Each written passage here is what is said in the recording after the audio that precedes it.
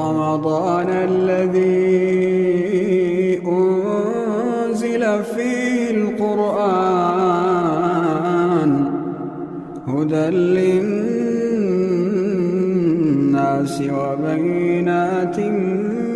من الهدى والفرقان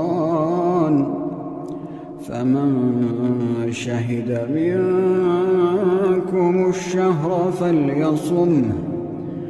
ومن كان مريضا أو على سفر فعدة من أيام أخر